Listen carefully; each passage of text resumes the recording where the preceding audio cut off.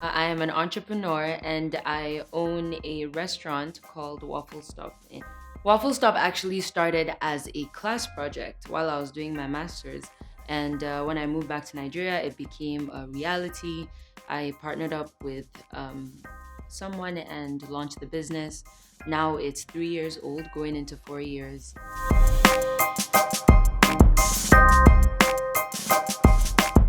Waffle Stop is an all day breakfast location that specializes in waffles and pancake meals alongside drinks, toppings, so many very interesting stuff. So, the capital that I needed to run my business at the time that I started was very minimal. I tried to take a loan out of the bank, but at the time I wasn't eligible. I ended up starting very, very, very basic with not that much. It was just money that I was able to raise on my own from a loan, which I paid back a few months later. And yeah, when you're trying to just make an idea happen, sometimes it's best to just start as very little and humbly as you can and grow it. I've always wanted to be my own boss. Um, More about the work itself than the title. I've always wanted to be a front runner to push ideas forward and just kind of grow it from nothing into something. It's what I think I'm always going to chase after, not just with my current business, but future businesses as well. My drive every single day is just being able to be consistent, being able to reach a certain level of good and still strive to continue to be great.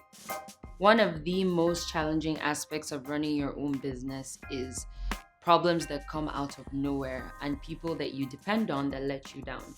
As a business owner, you have to be thorough. You have to constantly check on things. If you're relying on somebody for an order or for a delivery or for supply, whatever it is that has to keep your business running, you have to constantly be on that. You have to monitor, you have to check and recheck again. There's a lot of micromanagement that goes into the business, and that doesn't change, especially in your first 5 to 10 years.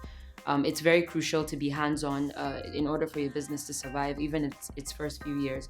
So I think the biggest headache, and I think I speak for any entrepreneur, is micromanaging, just ensuring that you're consistent all the time, and sometimes issues that just kind of arise out of nowhere, and being able to problem solve on the go. I have two major milestones when it comes to the growth of my restaurant. It was from converting it into a very, very small home based delivery business to moving out and entering a small establishment. I was lucky enough to do that in the first year. And in the second year, I moved to an even bigger establishment, which opened me up to a very large consumer base. It improved the quality of the business. It also gave me a learning opportunity to be around people that have been doing it for a very long time, and uh, also just kind of help us attain that level of quality and be consistent. So those two milestones were I think the best thing that has ever happened to us. A tough day in my business was a day maybe in the first year where I was very close to throwing in the towel. I had told myself that you were the string holding this business up, and if you decide to cut that string today, then it's a wrap. I was very close to just giving up because I was overwhelmed, I was tired. There was a lot of change to my routine that I wasn't comfortable with, and it took a lot of me talking to myself and trying to just snap myself out of that, and also motivation from amazing people that were around me at the time to hold myself up and to keep it moving. But that was a very difficult day. I have busy mornings most days. I start my day somewhere between 7 and 8 a.m. And I run errands for the restaurant, do a lot of purchases, do a lot of bookkeeping, make a lot of calls just to ensure that everything is okay. I pop in and out of the restaurant to monitor what's going on there.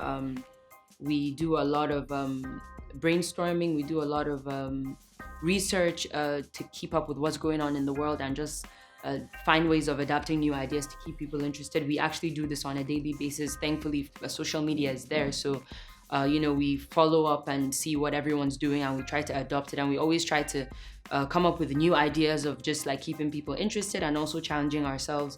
I also do a lot of meetings with people that inspire me, not necessarily in my specific area of work, but people that are doing other things just for my own personal interests outside my current work.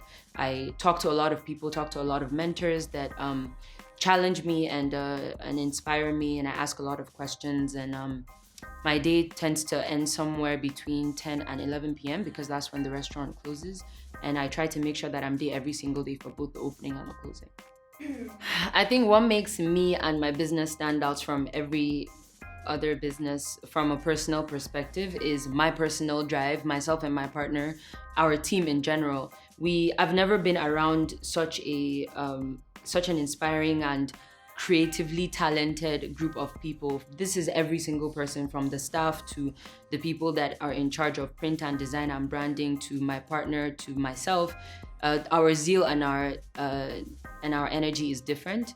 I believe that we always keep the engine moving regardless. This comes across as a bit of a disadvantage to us sometimes because you get a bit sucked into everything as opposed to just kind of taking a step back and seeing how you can view your business from a wider perspective. But generally, this helps us stand out because the engine is always moving. We're always brainstorming new things to do.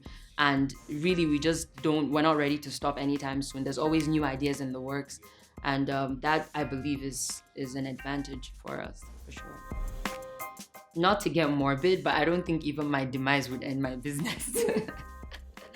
It's not something that I've wanted to do temporarily. It's something that I hope it would outlive me. The whole idea of running an all-day breakfast place is for the representation of not just our ideas, but Abuja and Nigeria. We want to be able to grow in a way that we are stretching out and going to cities and going to countries where nobody even expected us to get to. The plan is a global expansion, and we hope that by being consistent and by keeping to our goals, we're able to reach that level. So I don't think anything is capable of making me quit. I have very big dreams for the business, and we hope that nothing stops us from getting there.